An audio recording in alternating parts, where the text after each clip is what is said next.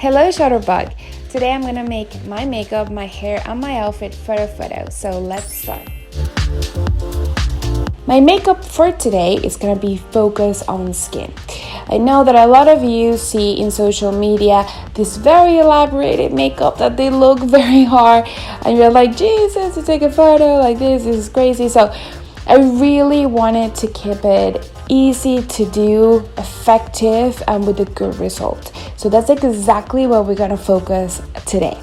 If you want any other kind of makeup later on, please let me know in the comments because I would love to know if you're interested. We start with clean and moisturized skin.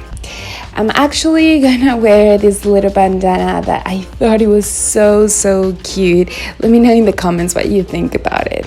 I'm gonna wear a face primer all over my face. This makes my makeup last longer. This one is from Urban Decay. For my eyebrows, I like to brush them up so I can know where the shape should start. With this product from Il Maquillage, I actually like to do my eyebrows for photos. This specific product, it's kind of dark, but I like it because my eyebrows are kind of light naturally, and in photos they can fade away very easily. So I like this product because I feel like it really shapes my eye. I measure it a little bit to know how long really the eyebrow should be according to the dimensions on my face, and you can do the exact same thing in your case. I set a highlighter on my eyes for two reasons. First, to give it a final shape to my eyebrows, but also because I feel like the colors usually pop more on my eyes. I use a flat brush to give more definition to my eyebrow. For foundation, I love this LA foundation. So this brush is dense, so I love to apply my foundation with this.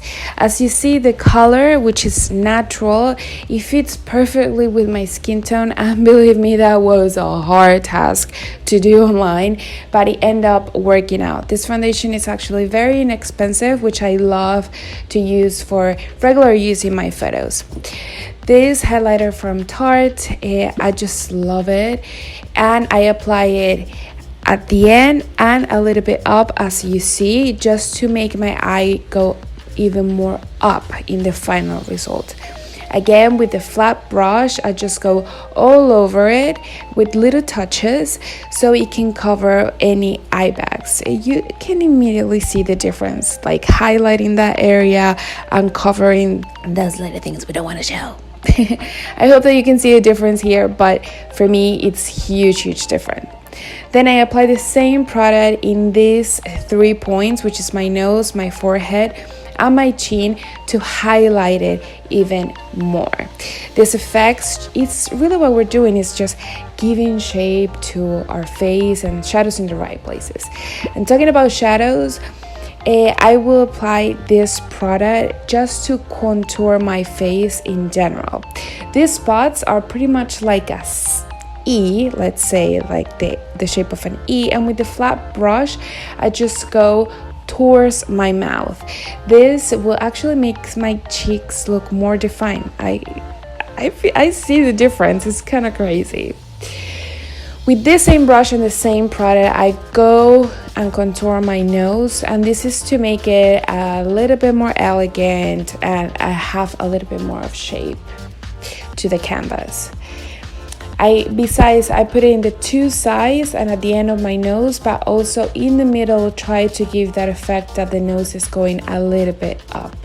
I brush it with an angle brush just to blend it so we don't see marks, or at least as much as we can. My eyelashes go down. If you have this problem, please let me know in the comments because I feel your pain. So I curl in them a little bit so it's not as different when I'm gonna wear my fake eyelashes. But this powder, which is from Laura Mercier, I'm obsessed with. It's translucent but honey, so it's kind of similar to a banana kind of powder. But this one, it's not as yellowish. So I'm obsessed. It's really, if you like really matte skin, this is the way to go. This is definitely the way to go. I make it like a little taco, put it all over my face in a way, and you're gonna see that all the shine just goes away. And one area it's a little bit shinier and the other one it's a little bit more matte. I mean, the difference, it's incredible. Now I'm gonna use a bronzer, and this bronzer I'm just gonna kind of touch those areas that I already make darker with the other product. The interesting thing about this bronzer is that it gives a nice tone to your face in general because it makes it a little bit warmer, but also you can use it for different things. So with this fluffy brush, I'm gonna wear it as an eyeshadow. I told you this makeup was gonna be super natural looking, not really focused on the eyes. So this is just an easy way to make the makeup look not only natural, but it's just faster, so you can go and take your photo, which is what we really want. Also, with another brush, I do the same thing under my eye. I just love this effect. It makes it look like I took time. An eyeliner, usually what I do, and as you see, I'm like freaking out, I'm like scared. It's like I go to each size trying to get kind of the same height. Then I go towards the middle, and at the end you're gonna see that there's like some space, but the metric, it's kind of similar. Then I'm just gonna fill them in. I feel more comfortable this part, and then I'm just gonna elongate that line towards the end. These little steps make me feel a little bit more secure, like a little bit more confident when I'm doing my eyeliner. I feel like everyone has their thing.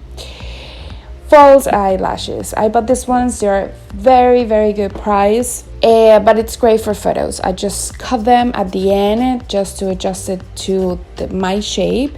And with a duo, I just put them in. I like to use this little eyebrow thing. Just because I feel it's easier to put them on. I feel like I'm not touching them directly on, my eyeliner. So here the difference, which, woo. And also with mascara, I will go down just to, have this fabulous like open eye effect, and also to put my lashes together.